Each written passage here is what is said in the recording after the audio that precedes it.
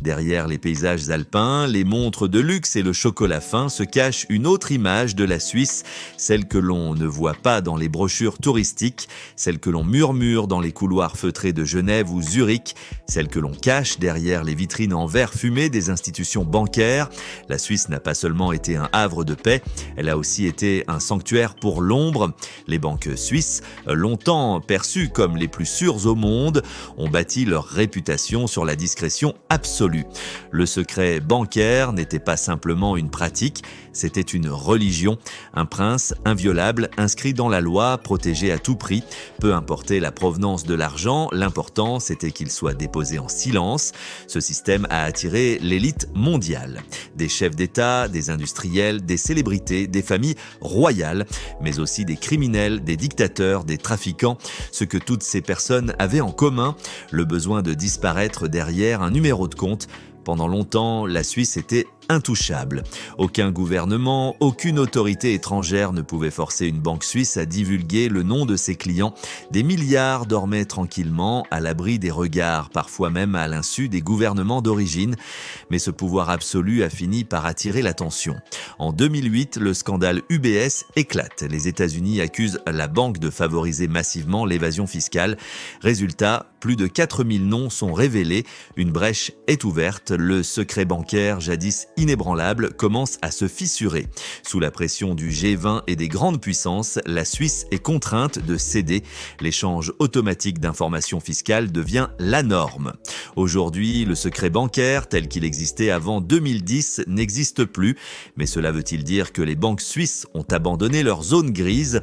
Pas vraiment, elles les ont simplement redessinées. Car la force des banques suisses ne réside pas seulement dans leur silence, elle réside dans leur ingéniosité, leur maîtrise juridique, leur capacité à structurer. Trust Holdings, sociétés écrans, mandats croisés, tout est légal, mais tout n'est pas transparent. Les banques suisses savent encore protéger l'identité réelle derrière des montages complexes, particulièrement dans les affaires internationales. Le blanchiment d'argent, bien que combattu, continue d'exister. Les autorités suisses elles-mêmes le reconnaissent. Malgré les contrôles renforcés, le système peut encore être exploité. Ce sont parfois des banques de taille moyenne, moins visibles, qui ferment les yeux, ou des gestionnaires trop zélés qui dépassent les lignes. Autre réalité, la provenance douteuse de certains fonds. Plusieurs banques suisses ont accueilli pendant des décennies l'argent de dictatures africaines, de clans mafieux ou de régimes autoritaires. L'argument, ce n'est pas notre rôle de juger la politique, mais de servir le client. Des exemples, le président Mobutu, le dictateur Marcos, ou plus récemment certains oligarques, tous ont eu des comptes en Suisse. Et très souvent, ces fonds n'ont jamais été restitués à leur pays d'origine. Ils se sont évaporés, transférés, restructurés jusqu'à devenir intraçables. Aujourd'hui encore, certains de ces mécanismes subsistent, mais sous des formes plus discrètes, plus raffinées. Le secret bancaire pur n'existe plus, mais la culture du silence est intacte. Un gestionnaire privé suisse ne parle pas, il conseille, il structure, il protège, mais il ne révèle jamais. Et c'est cette culture qui attire encore les grandes fortunes du monde entier.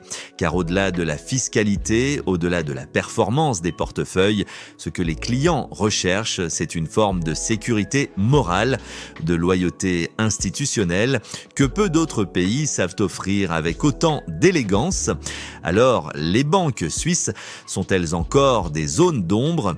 Officiellement, non, mais dans les faits, elles opèrent dans une zone grise entre légalité rigide et flexibilité stratégique. Ce ne sont plus des coffres anonymes, ce sont des architectes financiers.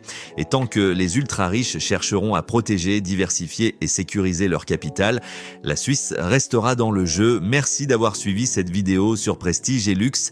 Si tu veux comprendre les dessous du pouvoir financier, de l'élite internationale et des mécanismes discrets du vrai luxe, abonne-toi parce qu'ici, on regarde au-delà des apparences. À très bientôt.